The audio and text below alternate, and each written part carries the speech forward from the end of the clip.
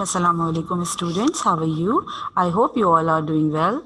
Today you are going to take another class that is the continuation of yesterday's class. Means unit number 10 you will continue today.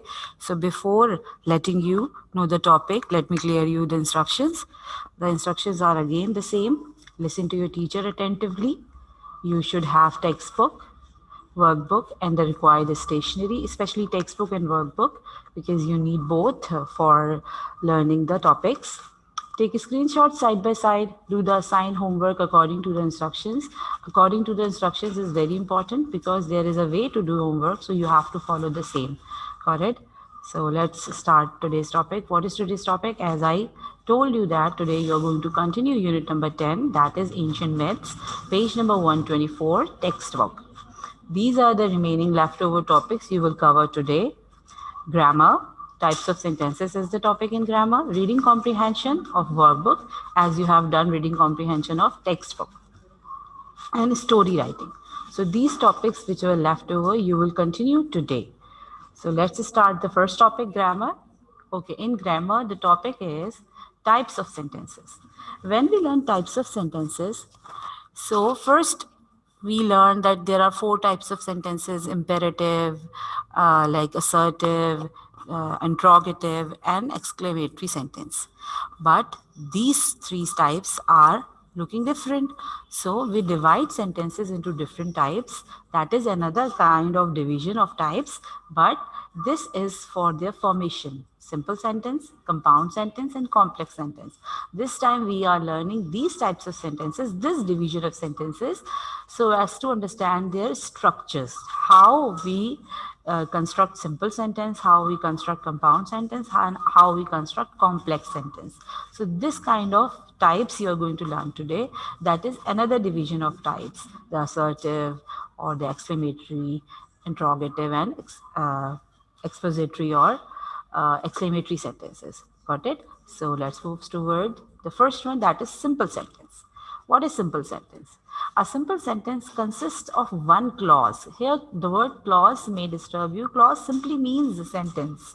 One part of the compound sentence or complex sentence is called clause. So here, clause means sentence actually. Often with the subject, you are well aware of this word subject. The doer who does the action, who performs the action is called subject, and a predicate. This word may be a little unknown to you. You may get confused with this word. So what is predicate? The subject is what the sentence is about, or you, in easy words, you can say the subject is the doer of the action, because with subject we associate an action that this subject has done this action or is doing this action in different states. And the predicate is a comment about the subject, means after the subject, whatever the remaining sentence is, that is its predicate, because the whole sentence is associated with that subject, the verb, and then the object, and the complement, whatever it is in the subject. Oh, sorry, in the sentence. The boy washed clothes. See this sentence. Here the boy, this is the subject. And after subject, the remaining sentence, although it's not so long, it may be longer. Got it? It doesn't matter that how long it is. However, how much long it is, you have to take it as a predicate, because after subject, the leftover sentence is called its predicate. The boy washed clothes. So washed clothes is the predicate. See this sentence. He is an English teacher. Here the word he is subject. Is an English teacher. It's predicate. As you know, it's not necessary that the subject must be a single pronoun or a single word. You can see here. This is article. We are putting it before the main subject word boy. So both the words are making a singular subject. Got it? So this is the subject, but here it is only a single word. So it's not necessary that the subject is always a single word. It may be a phrase as well. Okay, so here the boy is subject and here he is subject, and the remaining, the leftover sentences are their predicate. Is an English teacher. It's the predicate of he, the subject he, and wash clothes is the predicate of the subject, the boy. So a simple sentence, in other words, you can say, is also a single sentence. Got it? In a simple sentence, you only have one subject and one predicate, means it is about a single sentence. You are not joining two sentences in a simple sentence. Simple sentence is also a single sentence. So I hope simple sentence is clear to you, that it has only one subject, obviously one predicate, because one subject carries one predicate. Okay. Compound sentence. The word compound itself is telling you that it's not a single sentence. We merge two or more than two sentences, or a combination of two or more sentences is called a compound sentence. Contains two or more independent clauses.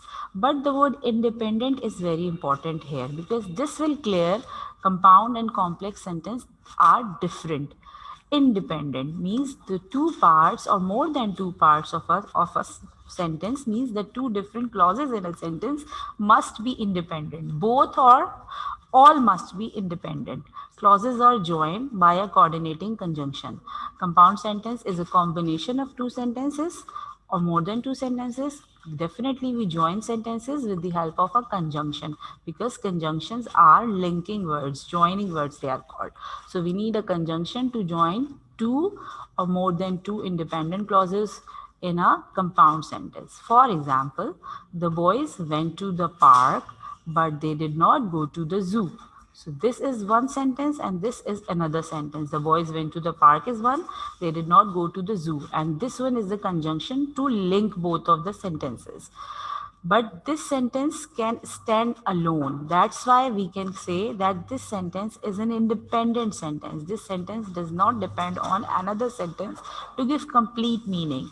They did not go to the zoo is also a complete sentence. If you put full stop after the word park and then you start the next sentence, so both the sentences will give the same meaning in that way.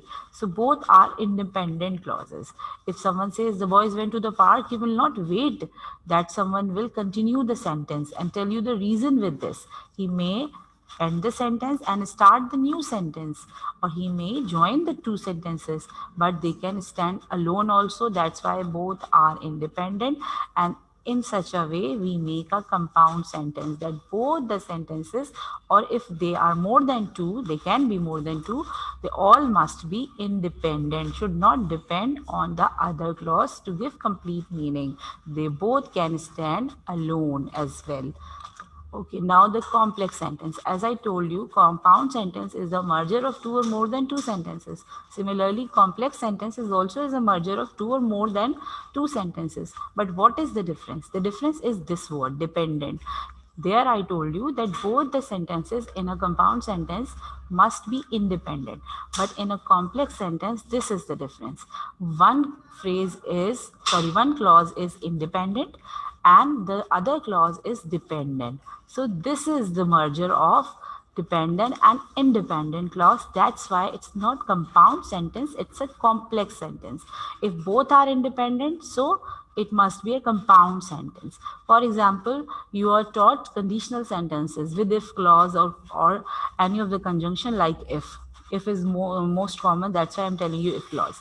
So the conditional sentences are which kind of sentence? They are complex sentence, because the if clause depends on the result clause. Otherwise, it looks incomplete.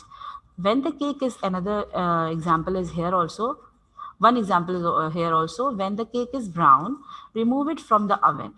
Just think, if you are talking to someone and you say when the cake is brown, because of this conjunction when, the person will wait that you will say something else to complete the sentence. When the cake is brown, so what? What to do? Remove it from the oven. So you will wait for the next sentence that it must be completed with another clause. But if you say remove it from the oven, so the person will get that you are asking to do something and will do according to the instructions. So this sentence is independent because it can stand alone. You can ask someone to go and remove the cake from the oven. But this sentence, because of this conjunction, this sentence looks dependent. It is not giving the complete meaning or the full meaning. So this is the difference between compound and complex sentence, that one clause is dependent on another clause.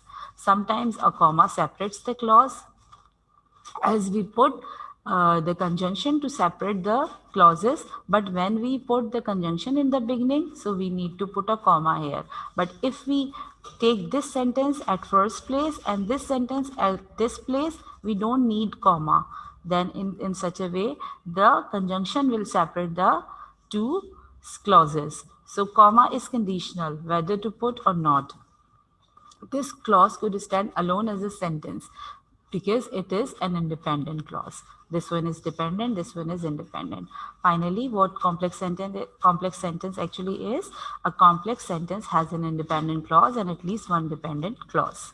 Okay, let's do the exercises given in your book. Exercise A, page number 131, textbook. You are supposed to open this page number quickly so as to understand the exercise with me. Expand the following sentences means you have to add something into compound sentences.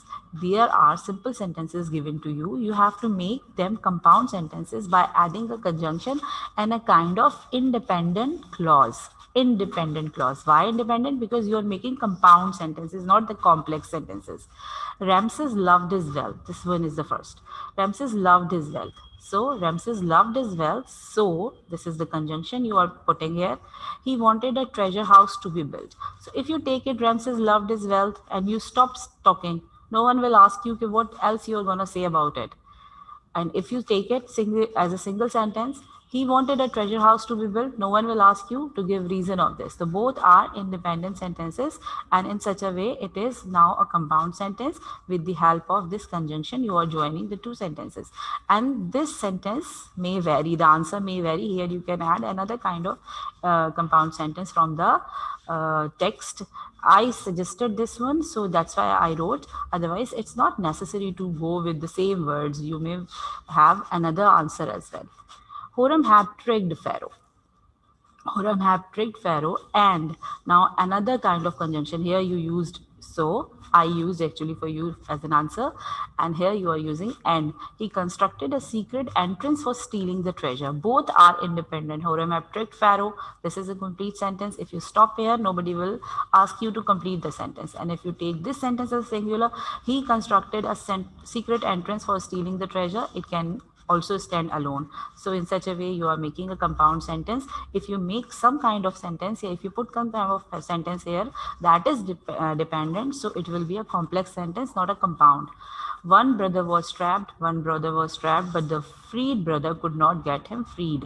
So you are supposed to take the screenshot side by side, as I have told you in the beginning also. One brother was trapped. This is an independent clause, but this is the conjunction. The freed brother could not get him freed. This is another independent clause. You can take this sentence as a single sentence. You can take out but and full stop. You can add here, and you can keep the word but intact also, up to you. But you can take both the sentences as a singular sentence, as a simple sentence with two full stops in place of this one full stop. Got it? I hope you have taken the screenshot also. Okay, the princess disguised herself. The princess disguised herself as she wanted to hide her identity from the thief. This is the reason of this, but you can take this reason as a separate sentence also. She wanted to hide her identity from the thief. In such a way, you can take it as a separate sentence. You can take this one as a separate with full stop here, and then this one as a separate sentence with full stop. So both are independent. I am telling you again over again. That's why you will understand properly. Otherwise, I think it must be clear with the first sentence. Okay. So both are independent clauses, and in such a way it is a compound sentence. The brother tricked the guards. The brother tricked the guards, so he hatched an elaborate plan. The brother tricked the guards. It's a complete sentence, independent clause. So is a conjunction. You are joining another independent clause. If you put full stop, again I'm telling you, full stop here, then you can take the next sentence as a separate sentence with so or without so, both. In both the way, if you put full stop and you take so, you need a comma here. That is only the change you need to do. Otherwise, the sentence is, this sentence means this clause is independent. You can take it or you can stand it alone. So exercise B, take a screenshot side by side. Don't forget, please. State if following are main clauses or subordinate clauses. Main clauses means the independent clauses which can stand alone. Subordinate clause means the dependent clause. When we make complex sentence, so one clause is main clause, another clause is subordinate clause. When we make compound sentence, both the clauses are main clause. When we make a simple sentence, that is only one clause, and that is always and obviously a main clause. So in a simple sentence, only one main clause, that is there is only one clause. In a compound sentence, two main clauses, and in a complex sentence, one main clause or one or more than one subordinate clauses. Lion roars. It's a simple sentence, only one phrase. Definitely it must. It must be a main clause because it is a simple sentence that has only one clause. That is always a main clause. Okay, see. The thunderclap, again, it's a simple sentence. So it's a main clause because a simple sentence always has a one clause, that is main clause.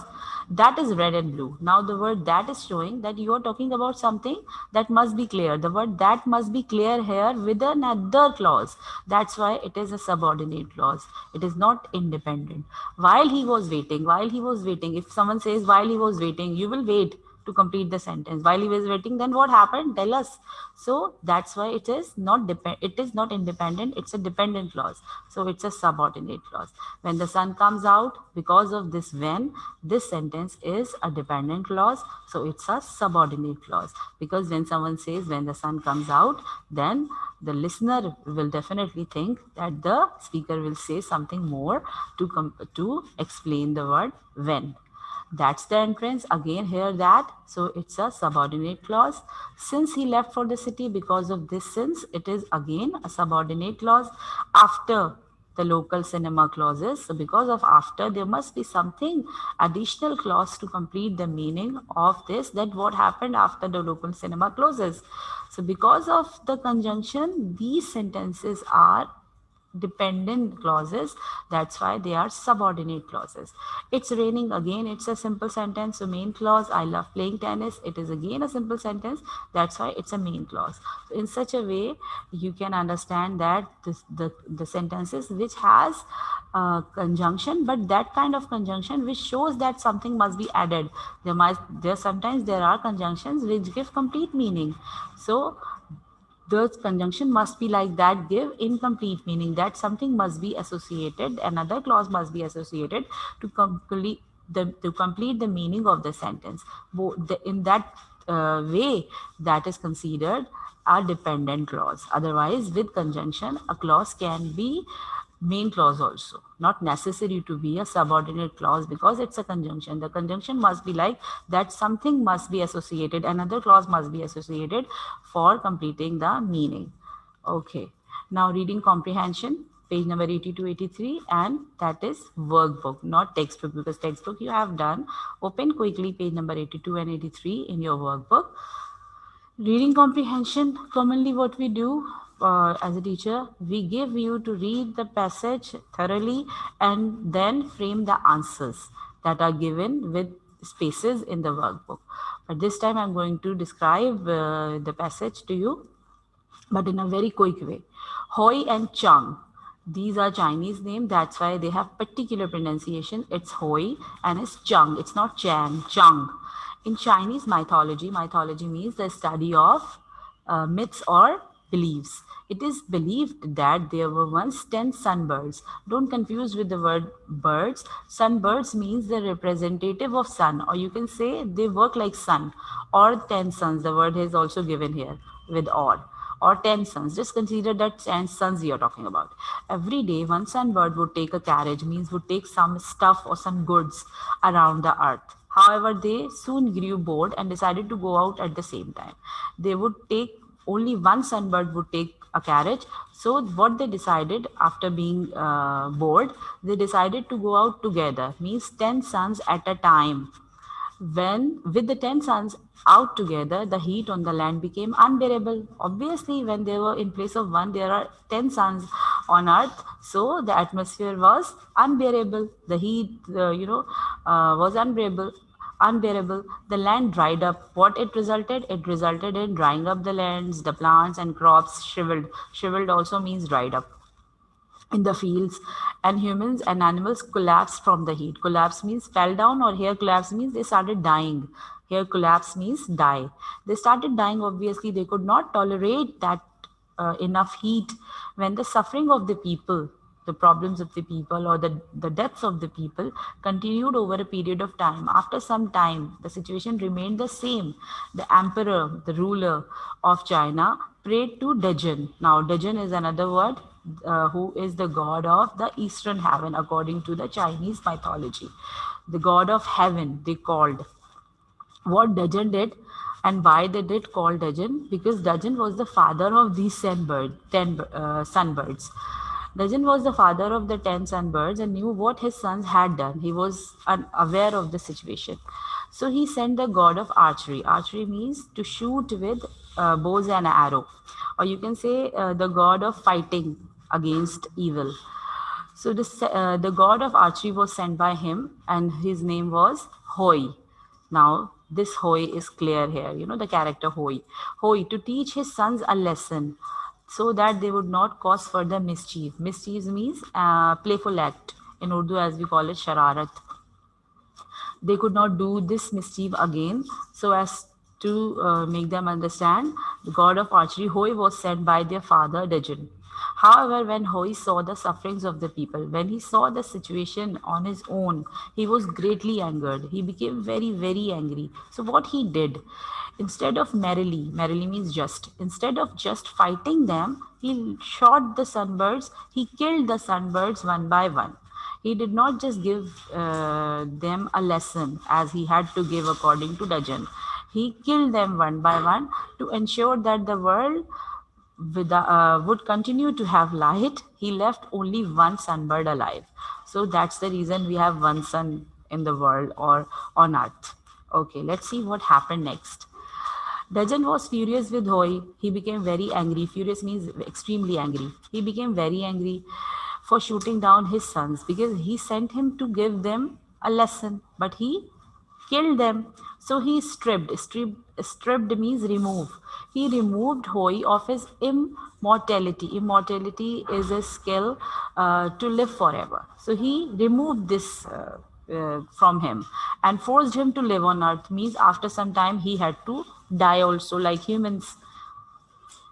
Hoy continued to perform many heroic deeds. He had to stay on earth, but what he did here, he performed many heroic deeds, means he performed good deeds. He helped people, he made their life easier, better. So he became very famous. Yet while he loved living on earth, and he also started liking living on earth, he loved living on earth rather anywhere else. His mortality greatly troubled him, but he thought that soon he will die because he is not immortal anymore. So Hoy searched for a long time. He wanted a solution to get the immortality again. What he did for a way to regain his immortality, he searched a lot. It means he found many ways. Finally, what he found, he traveled a long distance. He traveled somewhere, means he found a way, and he traveled to Kunlun mountain to find Wangmu. Who was Wangmu? Wangmu was the queen mother of the West. It means she could help him in this matter. He sought her elixir. Elixir means a kind of magical potion or a medicine. So he sought her elixir of immortality, means she had a medicine of immortality. And if that medicine is taken, so the person who takes the elixir would live forever. Aware of his heroism, when she came to know that he is doing very good for the people, she agreed that you are doing heroic deeds. So she agreed, but warned him that there were two elixirs left. She had only two elixirs. So she gave both the elixirs to him that next time I cannot give you any more. These are the two last I have. One for him, he gave to him, one for him and one for his wife. Obviously, he would live with his wife, so he wanted it for his wife. And his wife name was Chang. Hoi and Chung is the name of the story you are learning. So Chung was actually the wife of Hoi. So she gave one for his wife, Chung. When Hoi returned home with the elixirs, he did not tell his wife about them. He kept both the elixirs at home, but he could not, or you can say he did not tell his wife about them, what this medicine actually is and what it will result, how it will result. As the emperor, continued to seek Hoi's help. She needed Hoi's help. The emperor, oh, sorry, he needed Hoi's help. So Hoi was seldom at home. Seldom means very rarely at home. He was. It means he was very busy, according to the instructions or the command of the emperor, and he left the elixirs in his house. And Chung was unaware of the elixirs, that what kind of medicine it is, how it will result. Chung's not knowing what they were means she was not wrong in that action. She was unaware because she drank both the elixirs. And what it resulted? It resulted in she started floating. Upon his return, Hoi found his wife floating and ascending. Floating means move slowly, and ascending means flying up. Here, ascending means flying up. Otherwise, ascending means go up. But you can say she started flying up. She started flying up to the moon. He tried to catch hold of her. He tried to stop her or catch her, but sadly, he could not stop her. She was already beyond his reach. So he could not stop her or get her. Chunks floated up to the moon. Finally, she reached the moon and gained the immortality because she has taken two elixirs that Hoi had craved. Craved means he has greatly desired. He wanted immortality, and that's why he took both the elixirs, but it was taken by his wife, Chung, by mistake. She lived forever along on the moon. Then she stayed on the moon, and still, according to them, she is living there. It is, however, believed, still, it is believed that there is a white rabbit there accompanying her for eternity. Means she lives with a white rabbit that is also immortal, and it accompanies her. So henceforth, Chunks became known as the Lady in the Moon. So the Lady in the Moon, you must have learnt about, is actually the belief of the Chinese people that the Lady in the Moon is none other than Hoi's wife Chung. In more recent times, when China launched its spacecraft to the moon, they named the probes and lunar rover. Rover means walker, who walked on moon. Chang 1, 2, and 3. In the memory of Chang, they named the rovers Chang 1, Chang 2, and Chang 3, respectively. So, this is the belief that why there is only one sun in the world, as well as the lady in the moon is Chang, according to the Chinese mythology. And we are learning mythology because our chapter is ancient myths. Okay. Now, the next topic is story writing. Page number is 134, textbook. So you are supposed to open page number 134 quickly in textbook, as I told you in the beginning that you should have textbook and workbook while taking the class. Okay, story writing. This is a pyramid that is called Freytag's pyramid. Pyramid, you have heard this word. So this is actually the pyramid, that how we start a story. We start a story with introduction, then we go with rising actions, means the happenings, the common happenings, the peaceful happenings in life, that the life is peaceful, the life of the characters in introduction that we have talked about is going peaceful, and then we reach the crisis. Something unusual happens, some crisis happens, some kind of tragedy happens, some kind of problem occurs in life, that is actually called the crisis, and the story gets turned here. Got it? Twist and turns in the story. This is the time when the story gets a different turn than what we do in life. We also do the same, by the way. Then what we do, we show that the life has become troubled because there are some crises or there is any problem in life of the characters. So we show the following actions, the problems that the crisis resulted. Then what we do, we try to get out of the falling actions or the crisis. We try to cope with the crisis, and finally we go towards the resolution. Resolution means the solution of the story, and after resolution, successful resolution, the story ends, because we always like happy ending. The solution must be recovered, must be solved in the ending. So this is called resolution. So this is called that this must be in a very normal way, then go up with rising actions and make some kind of interesting situations, and then sudden crisis. There must be like we are going up, and then the following actions must be like we are going down. Okay, so and finally we see what the resolution. So this is the ending of the story after resolution. Yani what we do, what we strategize to solve the problem. So this is called the Fretex pyramid. So you can see a timeline can show when the major events occur in a story. Story is the depiction of life also. You can also depict it in such a way that it shows the build up to the crisis point and problems make way for a solution.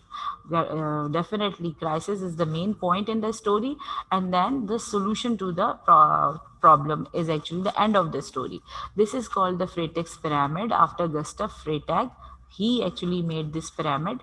A German novelist. Who he was? He was a German novelist and critic who invented it to analyze plots of stories and novels. That this must happen in a story. So story is a successful story, is a complete story. So in such a way, you can also take help to understand how you have to go with the story. And this rising point is showing, or falling down is showing that you have to show that kind of interest also in the story. That's why he showed a pyramid. Got it? So this is all about the writing skill, and with the help of this pyramid you are now able to write any of the story. Story is, again I'm telling you, the depiction of life. Yeah, sometimes you write imaginary stories with imaginary characters, but somehow you describe your feelings in that story also. So imaginary stories are also associated with life. We cannot say they are not completely unknown to the life. They are somehow. So home assignment. Do exercise A, B, C, and D in fair copy. As I have shown you the answers of exercise A and exercise B. The answers of exercise B are fixed. They are the same answers, no change. But answers of exercise A may vary. I would definitely appreciate you, or other teachers always definitely appreciate you, if you solve the exercise in your own words. But the sentence or the clause you have to add, you have to expand, must be independent. So you can take the same answers as I showed you, but you have to do both the exercises in fair copy, as well as exercise C and D that I did not show you with answers. You will do on your own. After understanding, you will do on your own, and where you will do in your fair copy. Okay, and all the exercises are grammar based, and they are given on page number 132 and 133. That is in textbook. These are textbook A, B, C, D. These are textbook exercises. Do exercise A and B, grammar based again, but this time they are in workbook. Page number are 87 and 89, 87, 88 and 89, 87 to 89. And there is space given in your workbook. As you know, workbook work you do in workbook, because enough space is given to do the work, and you show your work to your teacher and finally get it checked. So you will do workbook work as well. That is exercise A and B. There are only two exercises actually in the workbook of grammar. Do level 1, 2 and 3 questions given on page number 83 to 85. That is also this exercise is also actually the question answers, or level 1, 2 and 3. These are actually in workbook, and spaces are also given there. So you will frame the answers that must be to the point. Okay, no need to go with long answers. Just find out the answers and frame the answer according to the construction of the question. Do not just see that the question is about information and you have to paste the information. No, see the structure of the question and then put the information in the same structure. That is called framing of sentence. You have to frame the sentence. Don't just copy and paste, and do not write down enough information. That must be to the point. Got it? But in the form of sentence, not one word answer will be considered correct. And the level 3, as you know, you will need a dictionary for doing level 3, because there are words meaning given in the level 3, and you have to write the meaning according to the context as well. As I told you in the previous class, that contextual meanings you have to take for understanding any explanation. Similarly, in this exercise, level 3 questions, the words which are chosen from the text, you have to write their meaning according to their context. There might be some more meanings of the same words, but you will keep intact the context of the story. okay, of the situation, of the sentences. Now this is the final exercise and sorry, homework I'm giving you. Write a short story of your own choice, whether you are writing with imaginary characters or a kind of situation that is imaginary but that can happen in life, or whether you are writing something magical kind of story, whatever you like, just write a short story. And where to write? In your test copy or a rough copy that you call. You will share with your teacher in class, and you will share your work with your teacher. It means that this homework you have to do in any way, but in your test copy. It does not mean that you don't have to do this work, or if you don't do it will work. No, it won't work in any way. You have to show to your teacher that you have done your work, and you have to show your efforts. Actually, your teacher will check it in your test copy, and she may ask you to finalize the story in your fair copy with correction. You may need a correction. In correction, your teacher definitely will help you and will ask you to do the story finally in the fair copy. So this is the homework, and I hope you have taken the screenshot as I told you in the beginning and in between as well, that take a screenshot side by side. Okay, so this is the homework of workbook, textbook, and something to do on your own that is also associated with the chapter, but the story would be of your own choice and will be done in your test copy. So this is all uh, of the chapter. Take very good care of yourself. This is all from my side. Allah Hafiz.